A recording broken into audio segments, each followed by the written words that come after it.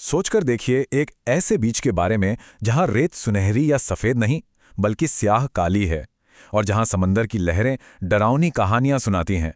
आज हम भारत के उसी मशहूर दुमास बीच के रहस्य को जानने की कोशिश करेंगे। दुमास बीच की सबसे पहली और सबसे अजीब बात है इसकी काली रेत। ये कोई मामूली बीच नहीं है। यहाँ की रेत परेशान करने वाली है और इसकी वजह तो उससे भी ज्यादा डरावनी है। वहां के लोग कहते हैं कि ये काला रंग अनगिनत चिताओं की राख से बना है। सैकड़ों सालों तक ये जगह एक शमशान घाट हुआ करती थी। और तो और ये भी कहा जाता है कि जिन शरीरों को पूरी तरह जलाया नहीं जा पाता था उन्हें यहीं दफना दिया जाता था। कभी कभी बोरियत में लिए गए फैसले जिंदगी भर का पछतावा बन जाते हैं। ये कहानी कॉलेज के 5 ऐसे ही दोस्तों की है जो कुछ अलग करना चाहते थे और इसी चाह में उन्होंने दुमास भी जाने का फैसला कर लिया। तो जैसे ये आइडिया सामने आया, ग्रुप 2 हिस्सों में बंट गया। कुछ के लिए ये बस सोशल मीडिया पर फेमस एक जगह थी अफवाहों से भरी हुई, पर दूसरों को एक अजीब सा डर महसूस हो रहा था। मयूर ने जब ये कहा कि मेरे गांव के मछुआरे सूरज ढलने के बाद वहां अपनी नाव तक नहीं ले जाते, तो ये डर और भी बढ़ गया। तभी मयूर को अपनी दादी की एक चेतावनी याद आई। एक ऐसा नियम जो दुमास बीच की रात में किसी की जान बचा सकता है। आखिरकार काफी बहस के बाद सब मान तो गए, लेकिन कुछ सख्त शर्तों पर। पहली, वो सिर्फ दिन में जाएंगे। दूसरी, सूरज ढलने से बहुत पहले वहां से निकल जाएंगे। और तीसरी, कोई एडवेंचर नहीं। अगली दोपहर जब वो वहां पहुंचे तो दुमास बीच पहली नजर में बिल्कुल नॉर्मल लग रहा था। मतलब एक मेले जैसा माहौल था, हंसी की आवाजें, रेत में खेलते बच्चे। ऐसा लगा जैसे सारी डरावनी कहानियां बस मनगढ़ंत थी। लेकिन जल्द ही अजीब बातें नोटिस होने लगीं। उनके पैरों के नीचे की रेत ढीली और अजीब तरह से काली थी।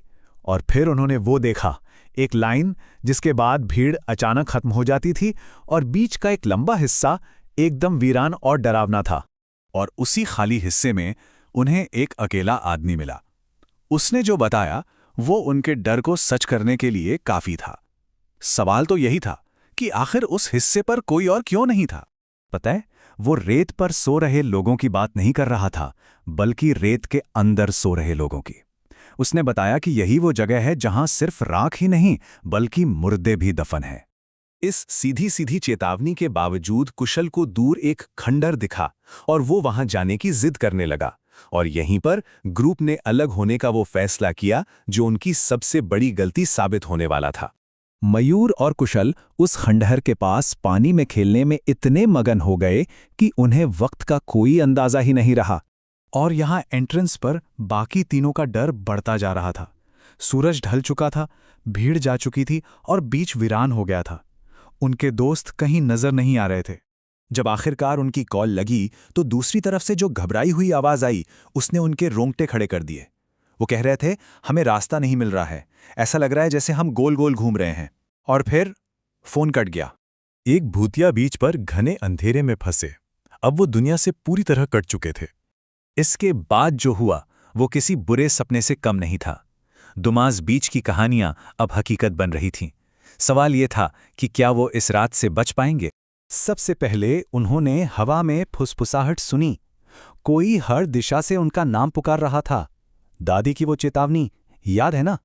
और फिर डर और भी ज्यादा पर्सनल हो गया। जो आवाज आई वो मयूर की दादी की थी।